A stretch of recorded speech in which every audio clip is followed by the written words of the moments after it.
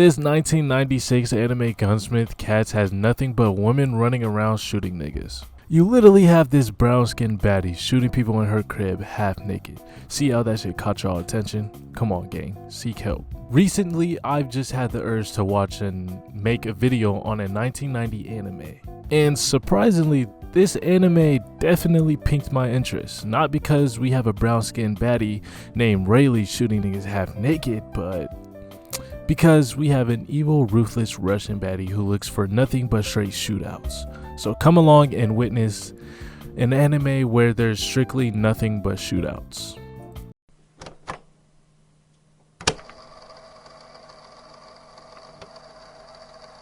In the first episode, Rayleigh and her homegirl Mei done already blicked someone up. Now, what really made me like this anime was the fact that Rayleigh really stands on business. When Bill asked her to help her with a case, Shorty was going for it. She was like, nigga, I'm not taking that case, bro. And then bro told her that if she doesn't help her, he's taking all her guns away. Then she told him she'll think about it. Then when she gets home and she's about to go to sleep, niggas break into her crib. Now, that's the first mistake they made. And the second is thinking they finna get away and that they really came up off of some guns. When she hears the alarm, she goes downstairs and she single-handedly wiped out all of them with ease. And then here comes Bill, trying to get her to do the case again with him, and she finally agrees. Afterwards, she bails out the nigga she bodied earlier, plans a weapon deal with him. Later on, guess what happens? Yeah, these niggas end up having a shootout. Now for all your gooners, I know y'all are liking this scene right here, but that's besides the point. Now in episode 2, what I saw I was not expecting. I even thought that she was a dude because of how buff she is and tall. So I'm guessing the theory about Russian women being tall and buff were true. I don't know. For a sec, it literally disgusted me until I watched her blick down the entire ATF members that was in the cribs that was supposed to be keeping this nigga safe, but yeah, he ends up getting packed up too, bro. She literally walked every single person down in there with no sweat. Now this is where I realized she was a Russian baddie. Alright, hold on, let me chill. After she successfully completes her mission, she gets another one where she has to take out Rayleigh and Mei. Rayleigh and Mei end up going on their own mission, and surprisingly they get caught by, the thugs that were holding down the warehouse, and obviously it turns out to be a shootout. The Russian girl ends up pulling up and almost smoked Rayleigh, but failed because Bill was there to save her.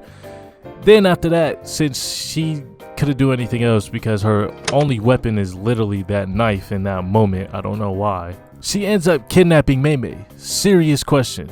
I know this is off topic, but if you're not a kid and you get kidnapped, is it really being called kidnapped? Rayleigh and Ragnar, I'm pretty sure that's how you say her name.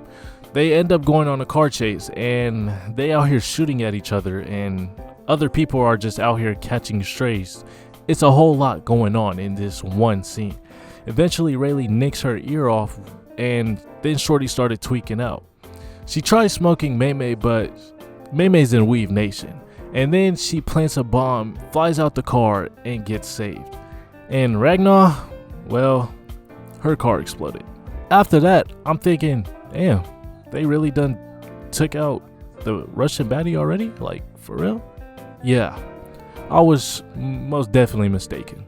Shorty was out here plotting on her get back, and eventually that shit comes, but let me rewind. The entire time there was a spy inside the ATF, and that's how they were able to get these thugs and the dealers dealing smoothly. I think that's how you say it. But yeah, after they figure out who was responsible for leaking the info, it surprisingly was the chief. They find him laying there dead because Ragnar smoked him, and she did it with a smile on her face. She also planted bombs, and this dummy right here was told not to touch anything, and he ends up triggering a bomb and it explodes, and yeah.